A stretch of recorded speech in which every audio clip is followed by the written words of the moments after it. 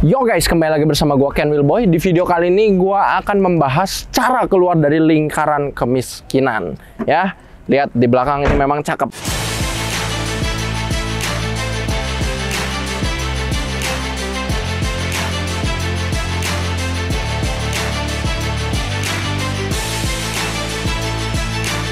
Jadi, kalian perlu tahu dulu bahwa di zaman sekarang, kenapa terjadi lingkaran kemiskinan? Karena sistem sekarang, sistem dunia itu adalah perbudakan modern. Kalian nggak percaya? Mungkin kan kalian ada yang mikir, perbudakan itu udah hilang ya dari zaman dulu. Itu kan terakhir zaman Inggris, zaman dulu, atau nggak era zaman Mesir, zaman Roma dulu, di mana orang dikerja paksa, nggak dibayar, dipecut, disakiti. Mereka dipaksa kerja, dipakai tenaga ototnya buat ngebangun ini piramid di Giza juga di Mesir itu kan dibangun oleh budak. Nah, mungkin kalian mikir, oh, perbudakan tuh zaman dulu, sekarang udah hilang. Tapi sekarang, sistem finansial sekarang itu adalah perbudakan modern. Kalian nggak percaya? Kalau zaman dulu, budak kan dikasih makan doang. Budak tuh memang nggak digaji. Tapi zaman dulu tuh dikasih makan, dikasih tempat tinggal. Mereka tinggalnya gitu aja, makan, tinggal, kerja, makan, tinggal, kerja. Harus cukup dong. Kalau budak nggak dikasih makan, langsung mati dalam 2 hari, 3 hari. Kan orang manusia nggak makan bisa berapa sih? Seminggu lah maksimal. Seminggu mati. Rugi dong bosnya yang punya budak. Budak kan dijual beli.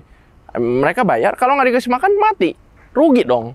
Nah, apa bedanya sama zaman sekarang? Orang yang kerja, gaji UMR, bedanya sekarang dikasih uang. Tapi uangnya juga makannya beli sendiri. Tempat tinggalnya sewa sendiri. Ya kan? Tapi uangnya habis. Sama aja dong.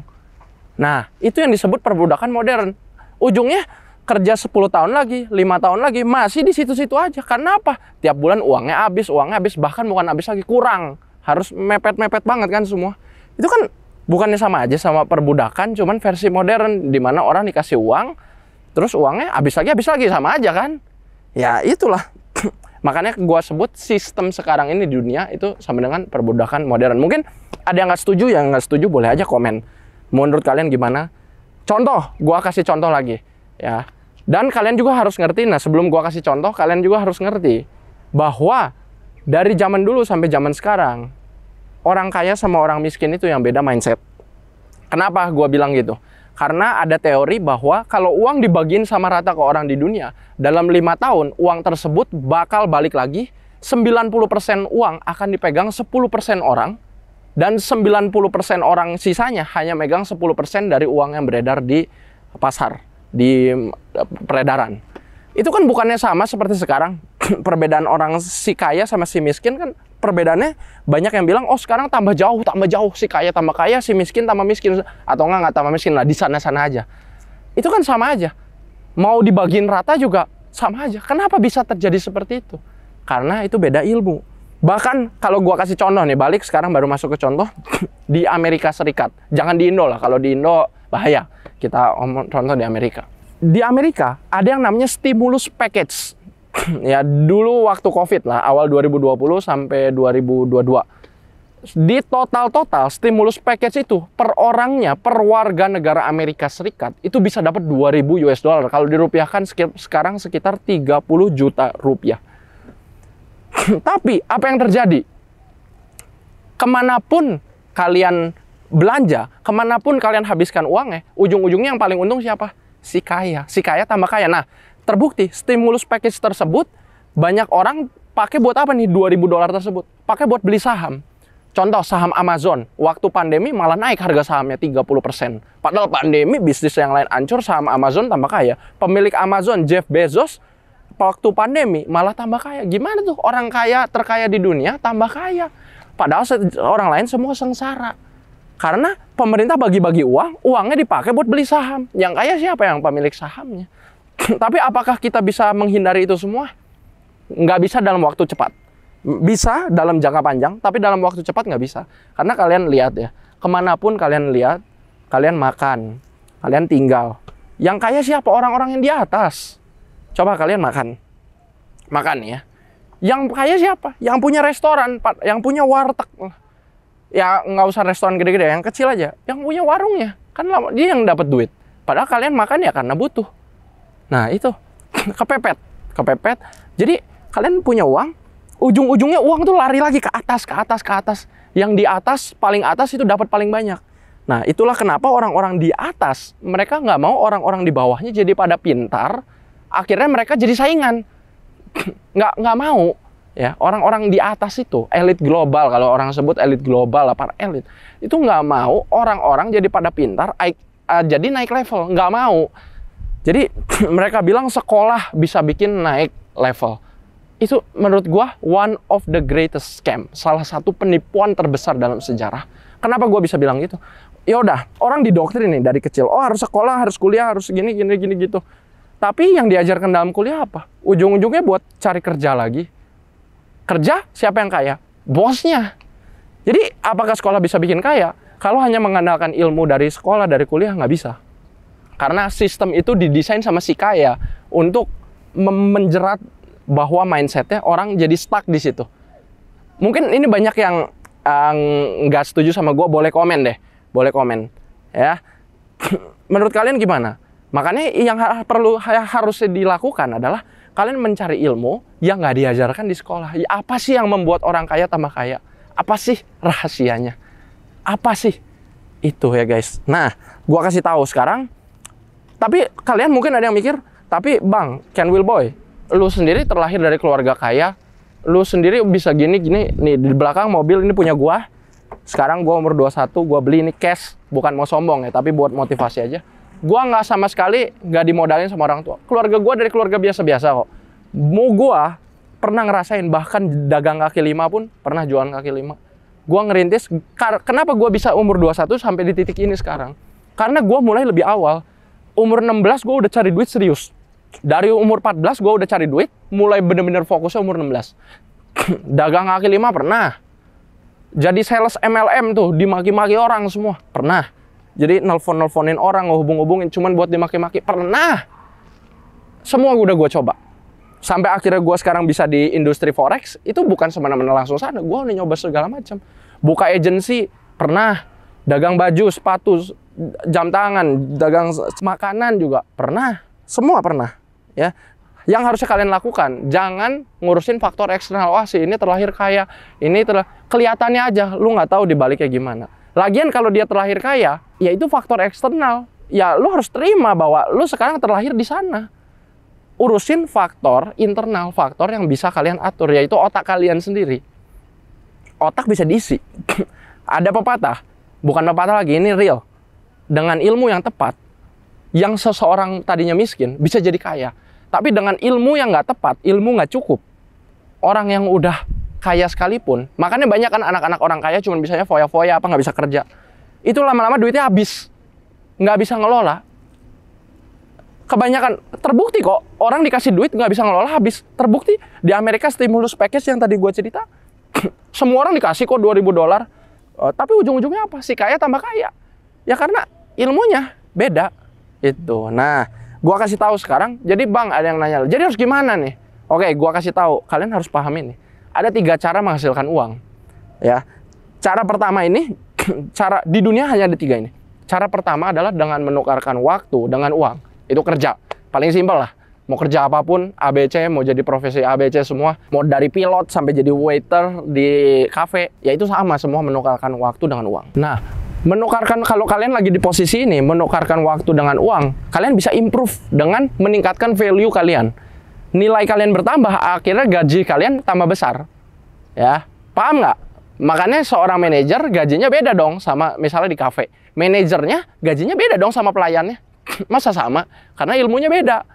Supervisornya lebih gede dibanding pelayannya. Ya itu. Kalau cleaning service, bukan mau menghina nih, sorry. Semua orang bisa sih ngebersihin. Itu kan berarti nggak butuh ilmu yang sulit. Semua orang bisa. Nah, kalian harus punya ilmu yang orang lain nggak punya. Sehingga karena sedikit orang yang punya ilmunya, kalian jadi nggak banyak saingan pekerja. Kalau pekerjaan yang banyak saingan, ya gajinya juga nggak bisa gede-gede. Ngapain gaji seseorang gede-gede? Ada orang lain kok yang mau digaji lebih kecil melakukan yang sama. Bahkan mungkin kerjanya lebih keras, lebih rajin. Tingkatin value. Gaji tambah gede. Tapi tetap segede-gedenya gaji terbatas sama waktu. Lu nggak kerja, lu nggak dibayar kan?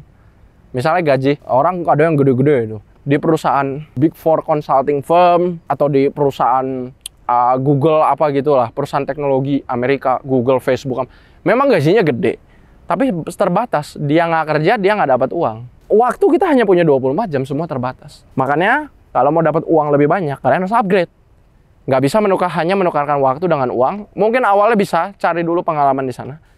Ada nomor 2. Nah, nomor 2 ini adalah menukarkan jasa atau produk dengan uang, yaitu bisnis singkatnya. Jasa kan banyak, bisnis jasa atau bisnis menukarkan produk dengan jadi uang. Nah, yang hebat dari menukarkan produk dengan uang atau produk atau jasa dengan uang ini, kalian tidak dibayar berdasarkan waktu, tapi berdasarkan berapa banyak orang yang membeli, berapa banyak customer kalian. Kalau sistem kalian bisa menggunakan pegawai, karyawan. Kalau sistem kalian udah berjalan, kalian nggak kerja pun, karyawan kalian yang kerja, dan kalian udah punya customer tetap happy. Tanpa kalian kerja, kalian mantau aja, ngawasin, udah jalan terus tuh sistem. Bahkan customer tambah banyak, karyawan tambah banyak, udah jalan terus tuh sistem. Kalian nggak kerja lagi kan. Bahkan dengan waktu kerja kalian yang dikit, hanya mantau-mantau, kalian bisa melayani customer yang begitu banyak. Karena sistem kalian udah bagus. Nah, di nomor 2 ini kalian bisa membangun sistem. Jadi sistem yang bekerja untuk kalian. Ya, di nomor 2, menukarkan produk atau jasa dengan waktu. Menjual produk atau jasa kan nggak harus dikerjain sendiri, bisa punya tim. Ya, ada lagi yang nomor 3 nih, yang lebih besar lagi. Kalau udah punya uang, uangnya kemana? Nah, uang dipakai untuk menghasilkan uang. Contoh, kalian mungkin ngekos. Yang punya kos-kosan, itu menukarkan uang dengan uang. Uang menjadi uang tambah banyak. Uang bekerja untuk mereka. Itu nomor 3, udah level tertinggi, kasta tertinggi. Ya, karena apa? Dia bangun kos-kosan modalnya gede. Ya, 1 miliar aja mungkin nggak cukup. Mungkin 2 miliar ke atas tergantung daerah ya. Kalau di Jakarta mungkin bikin kos-kosan sampai 5 miliar. Tapi kan apa? Anak-anak kos ya, tiap bulan bayar. Nggak usah banyak maintenance. Bersih-bersih apa ya, bisa suruh pegawai. Harga properti naik nggak? Naik. Tanah kan lama terbatas. Lama-lama tambah mahal. Nanti kalau dijual tambah mahal. Belum lagi dapat income dari sewaan. Nah, itu, tapi kan modalnya besar. Harus punya uang untuk uang. Nah, itu. Makanya ada tahap-tahapnya, nggak semua orang langsung bisa nomor 3, nggak. Modalnya tambah besar, di nomor 3 hasilnya pun tambah besar. Itu ya guys. Nah, jadi apa nih yang harus kalian lakukan? Nah, perbanyak ilmu, sesimpel itu. Perbanyak ilmu, kalau ilmu kalian cukup, nanti kalian bisa naik level tuh. Dari level 1, level 1 bisa jadi ya ibaratnya 1,5 lah, masih level 1, ya, menukarkan waktu dengan uang, tapi dengan gaji yang lebih gede. Itu. Nanti semoga bisa naik level lagi, kedua, menukarkan jasa atau produk dengan uang. Atau memiliki bisnis. Terus bisa naik lagi nanti uang masukan uang dari investasinya. Ya, gua mau kalian semua dalam video ini, gua nggak mau video ini cuman bullshit aja, gua ngomong-ngomong bacot bla bla bla bla bla. Gua pengen kalian mulai take action. Take action yang paling kecil adalah dengan kalian tiap hari bilang ke diri kalian, di kaca, bilang kalian, gua nggak mau jadi pecundang lagi dalam hidup. Gua akan melakukan apapun untuk jadi sukses. Apapun. Gua nggak mau jadi pecundang lagi. Tiap hari ucapin ke diri kalian. Nah, gua tuh yang gua lakukan dulu gitu. Dari gua masih di bangku sekolah SMA, gua tiap hari gua udah mikir tuh, bilang ke kaca. Gua bilang, suatu saat lu bakal sukses di usia muda, lu harus nih. Lu harus jadi bos di usia muda, harus. Tiap hari. Sampai otak udah kayak kecuci tuh sama diri sendiri. Nah, kebetulan sekarang gua dapat rezeki dari industri forex. Dari industri forex atau trading forex ini, ya gue suksesnya memang di sini kebetulan. Tapi gue udah nyobain itu dulu. Ya, dari trading forex ini adalah cara menghasilkan income nomor 3, di mana uang menghasilkan uang lagi. Jadi uang kalian yang bekerja itu kalau kalian udah passive income, misalnya invest di forex atau mungkin trading pakai robot, itu udah uang menghasilkan uang. Tapi mungkin kalau modalnya lebih kecil belum bisa pakai robot tuh, harus trading. Nah, trading masih membutuhkan waktu kan. Mungkin itu di antara menghasilkan uang untuk uang, tapi juga masih menukarkan waktu dengan uang. Masih ada segitu. Tapi ini high income skill. Karena kalian bisa membuat uang kecil jadi besar di industri forex itu. Gue bukannya mau promosi ya, tapi inilah kenyataannya. Ya kalian bisa membuat uang kecil jadi besar kalau kalian paham ilmunya. Balik lagi kan ujungnya ilmu. Ya memang ilmu yang paling penting di dunia ini guys. Tanpa ilmu, yang membedakan si kaya sama si miskin kan banyak orang kaya jadi sukses kan. Bedanya apa? Bedanya ilmunya. Kerjanya orang satu hari semua orang punya 24 jam kok nggak beda jauh. Ya mungkin ada yang lebih rajin, ada yang apa, tapi kan satu hari balik lagi cuman punya 24 jam sama semua. Jadi nggak ada yang bilang, oh sih ini gini gitu. Sama semua gitu. Ya ada beda-beda dikit, ya paling penting tapi paling krusial beda ilmunya. Ya balik lagi ilmu. Nih lihat, dari trading forex itu kalian bisa menghasilkan uang bahkan saat kalian nggak punya modal besar sekalipun. Misalnya kalau kalian properti, bikin kos-kosan kan tadi bahas juragan kos-kosan, kalian harus modal miliaran, dapat penghasilan nggak seberapa. Setahun bisa return 10% aja dari kos-kosan itu udah bagus. Orang kalian modal bisa bikin kos-kosan 3 miliar. Tapi sebulan misalnya 3 miliar dapat kos-kosan 10 kamar, 1 kamar bayar 2 juta, 10 kamar 20 juta. Kapan balik modalnya? Lama kan? Nah, trading forex itu bisa modal kecil, tapi kalian udah menghasilkan uang. Kalau trading pakai robot forex, udah autopilot. Pantau-pantau dikit paling robotnya. Tapi kalian jangan sampai kena scam robot yang jelek atau bahkan robot skema Ponzi, jangan sampai. Harus dari robot yang benar. Kayak gua pakai robot yang oke tapi yang bagus.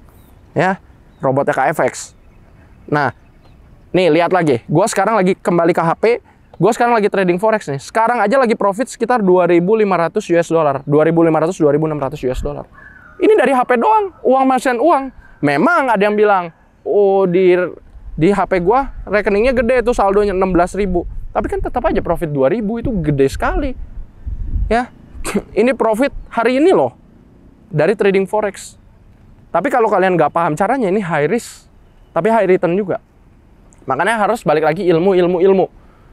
Kalau kalian mau belajar dari nol sampai mahir, sampai pro, udah banyak nih yang berhasil. Murid-murid gua ribuan orang. Profit setiap harinya konsisten. Linknya di deskripsi, belajar forex dari nol sampai mahir.